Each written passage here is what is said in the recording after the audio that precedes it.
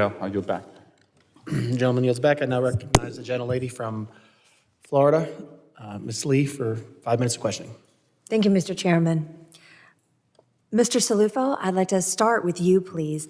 In your written testimony, you stressed the importance of identifying and protecting systemically important entities. You said you would like to see this coordination go beyond information sharing and see entities engage in joint threat analysis and incident response coordination. What do you think, if any, are the inhibitors to entities engaging in these kinds of activities and getting beyond that information sharing stage? Thank you, Ms. Lee, and that's an excellent question. I think just like any other environment, trust really is the coin of the realm. It takes a very long time to build, and it can evaporate in a nanosecond with one silly comment or one leak or what have you.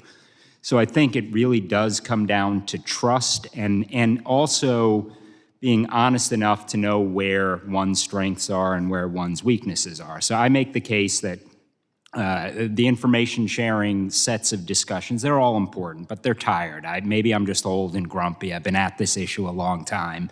But I kind of feel like we have to go beyond all of that. And the only way you really go beyond that is if you play ball together and you're actually going to start hunting together. You're actually going to feel the pain together and you're actually going to respond together. So I think, to me, that's where we need to go. All that said and done, trust is still going to be. You don't want to necessarily, if you're a company and you have intellectual property, or if you have PII data that could be leaked in one way or another, obviously that comes with consequences. So you want to make sure that you minimize those to the greatest extent possible.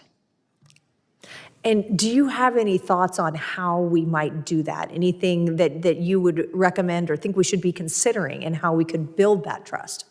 Yeah, I think the JCDC is a starting point, the Joint Cyber Defense Collaborative out of CISA. I think it needs to be scaled. The good thing about JCDC, if there's a crisis, they come together well. So when something is going boom in the middle of the night, or might go boom tomorrow, they are able to galvanize and rally the troops.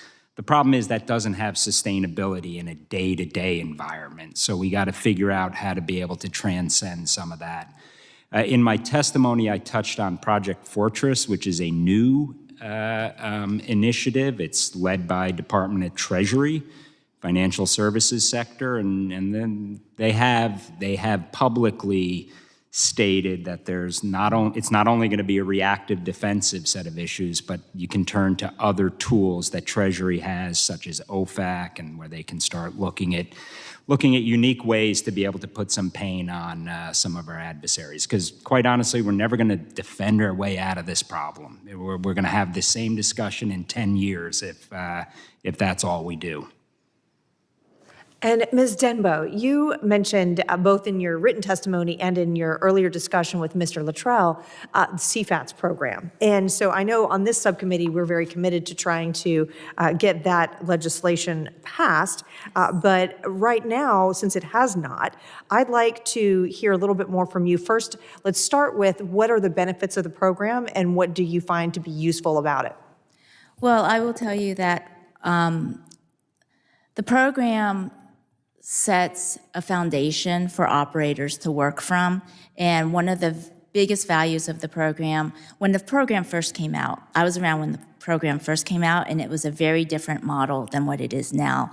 And it has actually migrated to a model that is extremely functional, where we talked about trust. Trust cannot be mandated. Trust must be earned, and that requires an investment of resources on both sides, the operator and the government partner or the government regulator. Regardless, that's how we in the pipeline with the pipelines are achieving what we're achieving with TSA.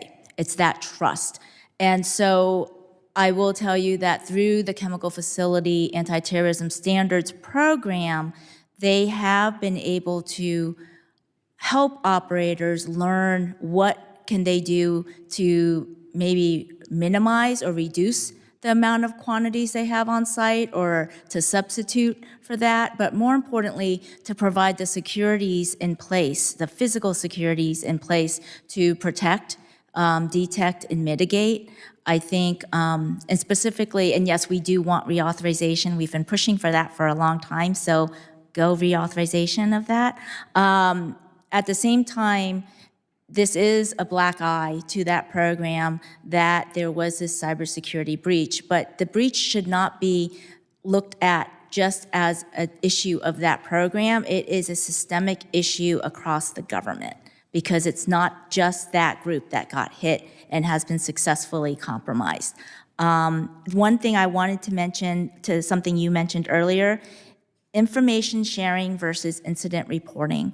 There's a difference between the two, and you will get more engagement from operators if they are invited to engage in information sharing versus incident reporting. That actually, with some cyber policies, triggers negative points for the insured if they are incident reporting versus just information sharing. And that comes from myself, who leads the Downstream Natural Gas Information Sharing and Analysis Center. Thank you. Thank you, Mr. Chairman. I yield back. General Lee yields back. Recognize myself now for 5 minutes of questioning.